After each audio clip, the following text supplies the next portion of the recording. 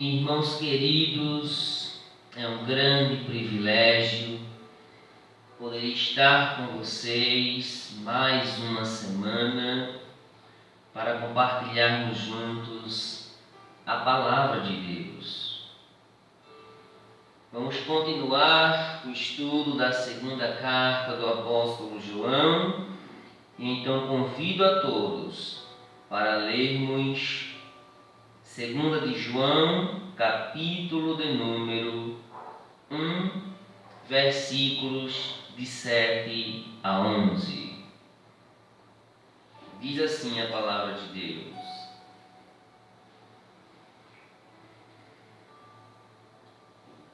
Porque já muitos enganadores entraram no mundo, os quais não confessam que Jesus Cristo veio em carne. Este tal é o enganador e o anticristo. Olhai por vós mesmos, para que não percamos o que temos ganhado. Antes, recebamos o inteiro galardão. Todo aquele que prevarica e não persevera na doutrina de Cristo, não tem a Deus. Quem persevera na doutrina de Cristo, esse tem tanto o Pai como o Filho. Se alguém vem ter convosco e não traz esta doutrina, não o recebais em casa, nem tampouco o saudeis. Porque quem o saúda tem parte nas suas más obras. Até aqui a leitura da palavra de Deus.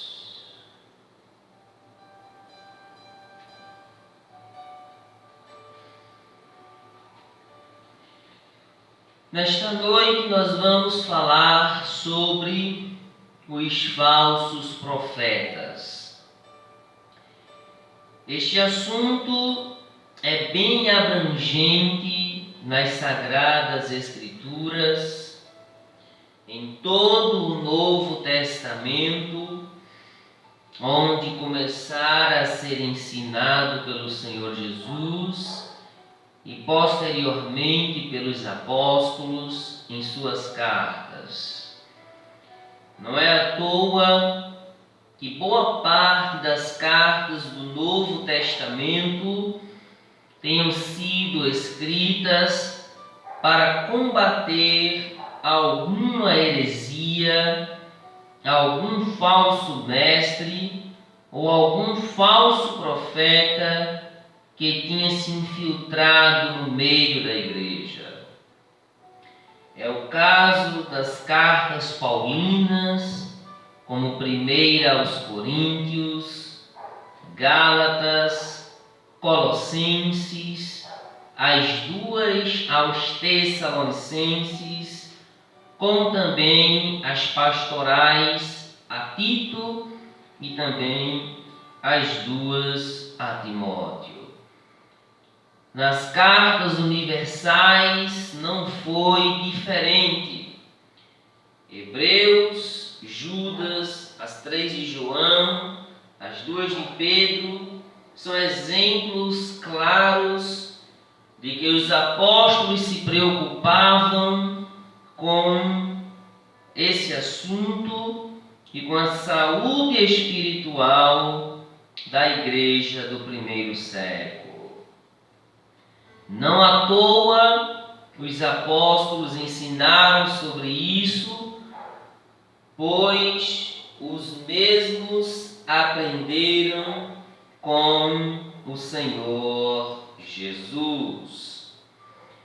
O Senhor Jesus, nos 2 sermões que está registrado nos Evangelhos, em especial o Evangelho de Mateus, já alertara os seus discípulos quanto os falsos profetas.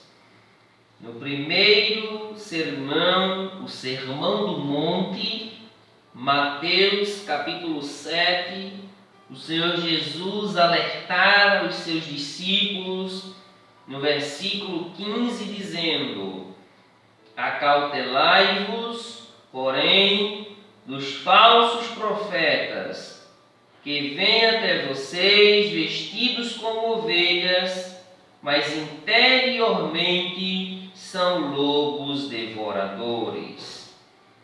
Da mesma forma, no final do seu ministério, no sermão profético, em Mateus capítulo 24, versículo 24, o Senhor Jesus, da mesma forma, adverte os seus discípulos, dizendo: porque surgirão falsos cristos e falsos profetas, e farão tão grandes sinais e prodígios que, se possível fora, enganariam até os escolhidos.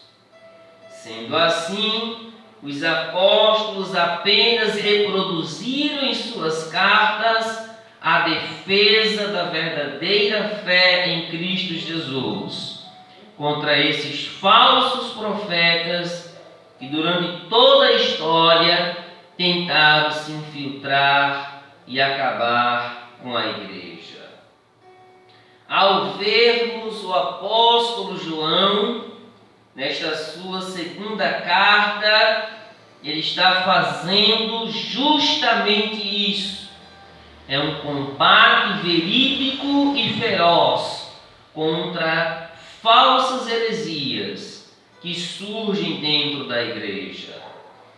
Ao vermos o versículo de número 7, nós enxergamos qual fora o objetivo do apóstolo João, pois assim ele inicia dizendo: porque falsos enganadores ou muitos enganadores entraram no mundo, os quais não confessam que Jesus Cristo veio em carne.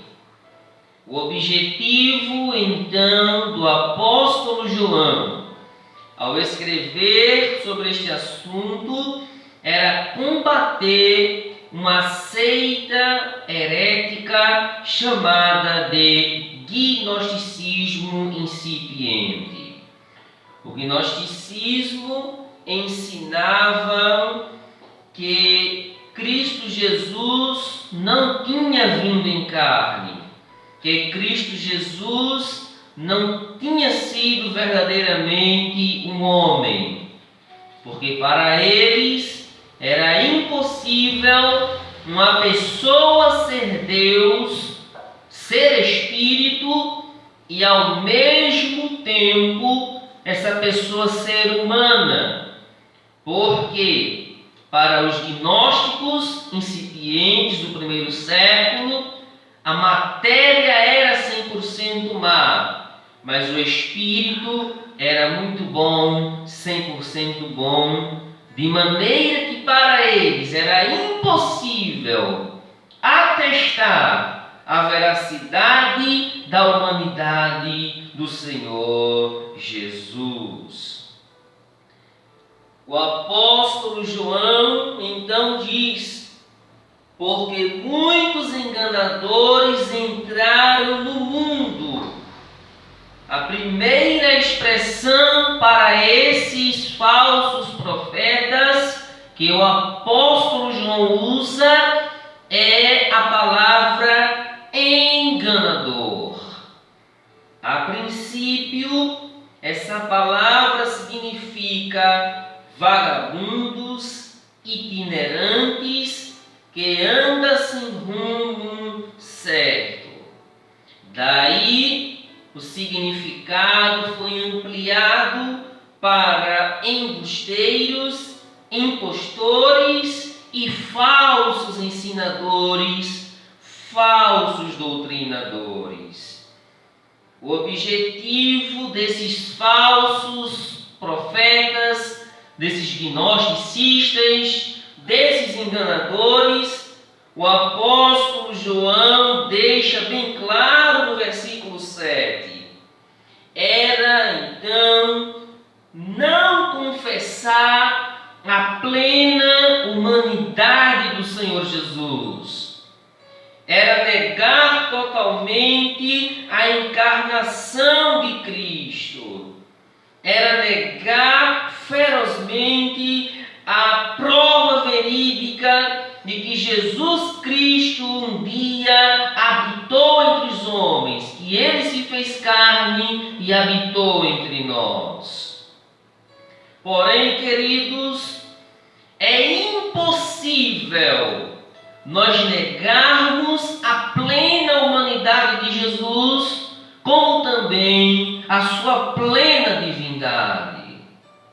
Por isso que ao escrever o Evangelho, João escreve para mostrar que Cristo é divino. Por isso que no capítulo 1, versículo 1, ele inicia dizendo: no princípio era o Verbo, e o Verbo estava com Deus, e o Verbo era Deus. Já nas cartas 1ª e 2ª de João, o seu objetivo é provar a encarnação, a plena humanidade de Jesus. É impossível negarmos esta doutrina, porque nós temos 4 testemunhos verídicos dos evangelistas: evangelista Mateus, evangelista Marcos, evangelista Lucas e evangelista João. Nós temos os testemunhos dos 12 apóstolos de Cristo. Nós temos o testemunho do apóstolo Paulo. E nós temos o testemunho de mais de 500 irmãos, conforme 1 Coríntios capítulo 15, versículos 5 a 8. Negar a humanidade de Jesus, negar a encarnação de Jesus, é querer negar a base da fé cristã, é negar a raiz de todo o cristianismo, é negar toda a história do cristianismo, porque tudo inicia-se com a encarnação do Senhor Jesus. E a pergunta é: como podemos vencer os falsos profetas? E o apóstolo João, nas suas cartas, nos dá 2 receitas para vencermos os falsos profetas. Em primeiro lugar, tendo cuidado, ou seja, estando alerta, estando vigilante. Veja aí comigo o versículo do número 8. Tende cuidado por vós mesmos, para que não percamos o que temos ganhado, antes recebamos o inteiro galardão. Tende cuidado. Tem versão que diz: olhai por vós mesmos. Tem versão que diz: estai alertas. E tem versão que diz: estai vigilantes. Nós precisamos tomar cuidado com falsos pregadores. Nós precisamos tomar cuidado com vídeos na internet. Nós precisamos tomar cuidado com falsas profecias e com tudo aquilo que nos oferece, para que nós não venhamos cair em armadilhas do diabo, para que nós não venhamos ser enganados por embusteiros que se passam por líderes religiosos, mas que por dentro são lobos devoradores, como disse o Senhor Jesus. E então João traz a memória da igreja, na pessoa da senhora eleita e seus filhos, na qual ele está escrevendo, dizendo: estejam alertas, estejam atentos quanto a esses falsos profetas que estão no meio de vós, que já entraram no mundo. Mas além da vigilância e do cuidado, o apóstolo João nos ensina que nós podemos vencer os falsos profetas pela palavra de Deus. E é isso que ele enfatiza na sua carta maior, na primeira de João. E no capítulo 2, você pode acompanhar comigo, versículo de número 26. Ele diz: estas coisas vos escrevi acerca dos que vos enganam. João está dizendo: eu estou vos escrevendo a palavra de Deus, eu estou vos escrevendo as Escrituras, eu estou vos escrevendo aquilo pelo qual vocês podem pegar e viver para poder vencer os falsos profetas e aqueles que vos enganam. Na primeira de João, capítulo 2, versículo 1, ele diz: meus filhinhos, estas coisas vos escrevo para que não pequeis. No capítulo 2, verso 14, parte B, o apóstolo João diz: eu vos escrevi porque sois fortes e a palavra de Deus está em vós e já vencestes o maligno, o enganador, o embusteiro, os falsos profetas. Não existe método maior, não existe antídoto melhor, não existe remédio mais eficaz para vencer os falsos profetas do que o poder das Escrituras, o poder da palavra de Deus, o poder que há na inspiração das Escrituras. E assim nós poderemos vencer, estando alerta, tendo cuidado, estando vigilante.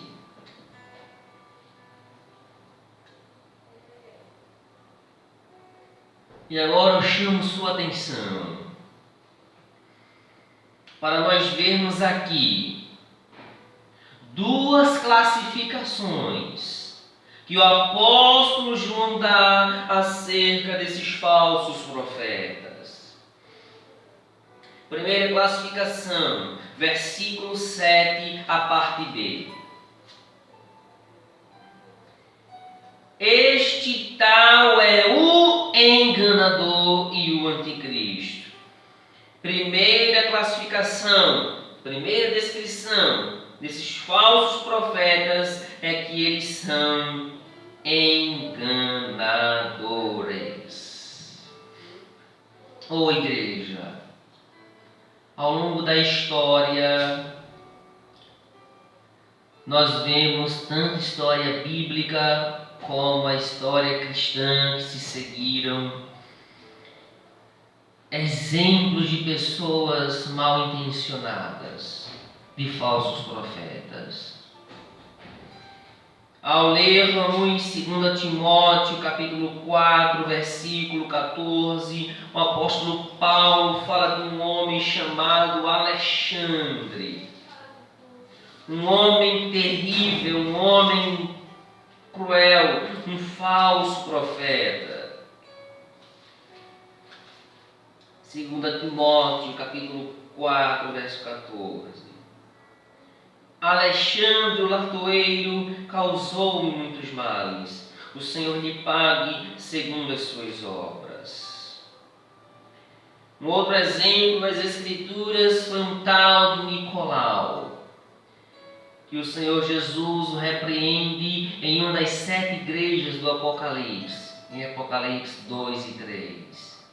Este Nicolau outrora já tinha sido um dos 7 diáconos escolhidos em Atos 6. Por alguma razão se desviou, fundou uma seita pesada e levou muitos a naufrágio na fé. E quantos tantos enganadores surgiram ao longo da igreja? Não foi à toa que no século XVI Deus levantou um homem chamado Martinho Lutero para ser o cérebro da reforma protestante, para combater as falsas heresias que naquela época era pregada. E levantou homens depois de Lutero que fizeram grandes reformas, combatendo falsas heresias, como João Calvino, Ulrico Zwinglio, John Knox e tantos outros. Mas além de enganador, o apóstolo João dá a segunda classificação. E ele diz no versículo 7 que além de enganador, o tal é o anticristo. Artigo definido. A King James não define. A King James diz um anticristo. Anticristo significa aquele que toma o lugar de Cristo, aquele que imita a Cristo.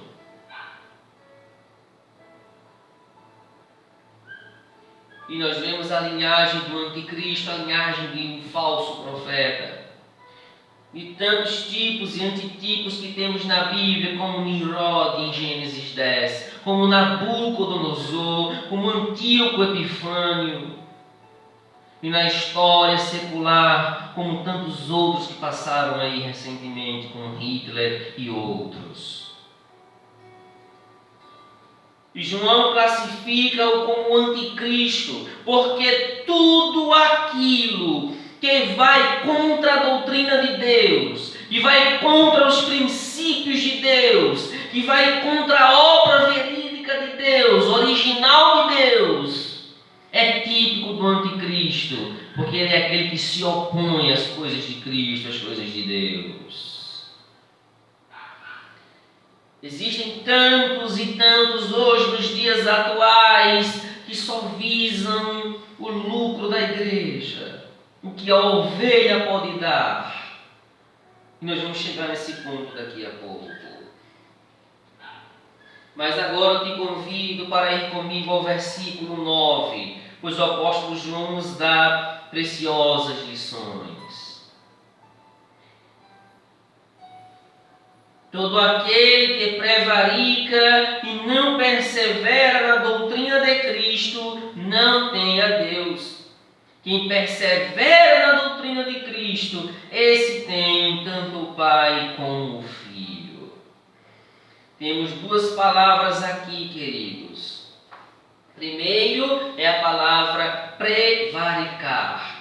Todo aquele que prevarica. Prevaricar é não cuidar, é não guardar, é não tomar cuidado. Ou seja, todo aquele que não guarda, que não toma para si a doutrina de Cristo, e segundo, não persevera nessa doutrina, e perseverar significa continuar firme e constante. O apóstolo João diz: esse tal não tem a Deus. Mas quem persevera na doutrina de Cristo, esse tem tanto o Pai como o Filho. Lembre-se, perseverar, continuar firme e constante. Amados, nós precisamos continuar firme e constante em tantas coisas. Precisamos estar firmes e constantes na oração. Colossenses 4:2. Precisamos estar firmes e constantes na promessa de Deus, como Josué e Caleb. Precisamos estar firmes e constantes na fé, Mateus 24:13. Porém, nós precisamos estar firmes também na doutrina. Uma igreja que é doutrinada, ela é uma igreja que está preparada para enfrentar falsos ensinamentos, anticristãos, anti-Deus, anti-Escritura. O crente que é doutrinado, ele tem base bíblica para combater qualquer falsa heresia. Ele não é um crente bebê que toma leite e come papa, mas ele é firmado na palavra da verdade. E a grande pergunta do versículo 9 é: qual é a doutrina de Cristo aqui que o apóstolo João está falando? É a mesma do versículo 7. É a humanidade de Jesus. Teologicamente falamos de encarnação. O que é encarnação? Encarnação significa ou é a doutrina que ensina a geração, a concepção e o nascimento virginal do Senhor Jesus. Ou seja, ela ensina que Cristo foi gerado, isso pelo Espírito Santo. Ela ensina que Cristo nasceu verdadeiramente de uma mulher virgem, no caso Maria. A encarnação ensina que de fato Jesus viveu nessa terra e tantas outras coisas. Negar a encarnação é negar toda a história do cristianismo. A encarnação de Cristo teve o seu anúncio, Mateus 1:21. A encarnação de Cristo teve o seu cumprimento no seu nascimento, Lucas 2, verso 7. A encarnação de Cristo teve Cristo se desenvolvendo, Lucas 2:52. A encarnação de Cristo nos mostra Cristo iniciando o seu ministério, Lucas 3:23. Se nós negarmos a encarnação, nós vamos ter que negar a morte de Jesus. Nós vamos ter que negar os 4 relatos do Evangelho. Nós vamos ter que negar as 13 cartas de Paulo, as 8 cartas gerais, o livro de Atos e o livro de Apocalipse. Sem a encarnação não existe fé. Sem a encarnação não existe ressurreição. Sem a encarnação não existe morte de Jesus. Sem a encarnação não existiria nunca arrebatamento. Não existiria nenhuma outra doutrina. Porque a encarnação de Cristo é a base do cristianismo. É a base para todas as outras doutrinas reveladas na palavra de Deus. E é por isso que ela é tão necessária, é tão importante para nós pregarmos, para reverendarmos e crermos. E quem persevera nessa doutrina, quem crê nesta doutrina, quem crê de fato que Jesus veio há 2000 anos, morreu na cruz, ressuscitou no 3º dia pelos nossos pecados. O apóstolo João diz: esse tem tanto o Pai como o Filho. Bendito seja Deus para sempre. Vamos concluir, amados. Versículos 10 e 11. Se alguém vem ter convosco e não traz esta doutrina, não o recebais em casa, nem tampouco o saudeis. Porque quem o saúda tem parte nas suas más obras. Se alguém vem ter convosco e não traz esta doutrina, Então nós precisamos entender o motivo pelo qual João está escrevendo aqui. Isso porque do 1º até o 4º século os irmãos se reuniam nas casas, principalmente daqueles que tinham mais posses e mais condições financeiras, e cultuavam a Deus nas casas, porque só veio passar a ter templos depois do 4º século. João diz: se alguém vir convosco não traz esta doutrina, a humanidade, a encarnação, não recebais em casa, nem tampouco o saudeis. Ou seja, corte os laços completamente com falsos profetas. Existem muitos, e aqui eu quero citar 2 coisas. Primeiro, a diferença de uma igreja cristã genuinamente verdadeira e uma seita. Seita é um segmento religioso que, além da Bíblia, tem outras fontes de fé, prática e conduta. Uma igreja verdadeira só tem uma fonte de fé, prática e conduta, e essa fonte é a Bíblia Sagrada e nada mais. Pode seguir uma teologia tal, porém nunca afirmar que essa teologia é inerrante, é infalível, mas só as Escrituras.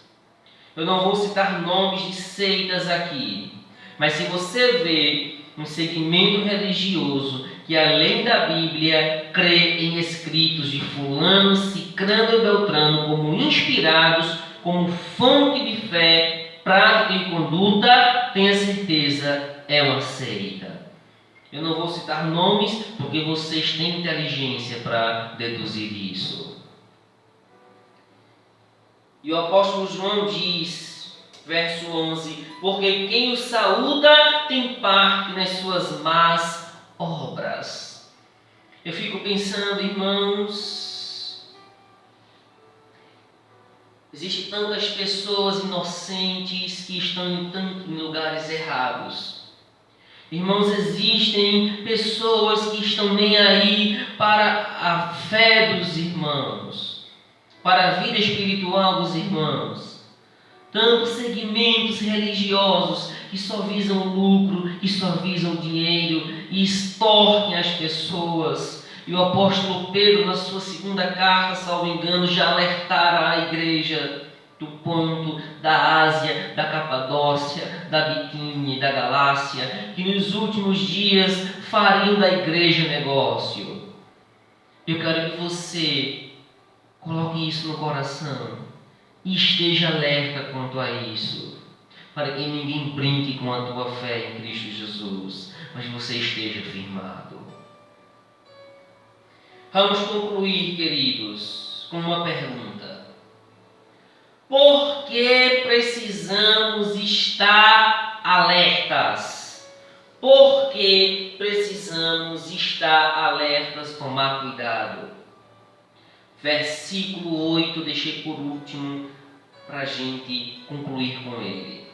Verso 8: olhai por vós mesmos, para que não percamos o que temos ganhado. Antes, recebamos o inteiro galardão. Precisamos estar alertas por algumas razões. Primeiro, porque é mandamento de Deus através do apóstolo João. Tomem cuidado por vós mesmos. Segundo, precisamos estar alerta para não perdermos aquilo que já temos ganhado em Cristo Jesus com tanto sacrifício no decorrer da nossa vida cristã. E precisamos estar alerta, em terceiro lugar, para recebermos inteiro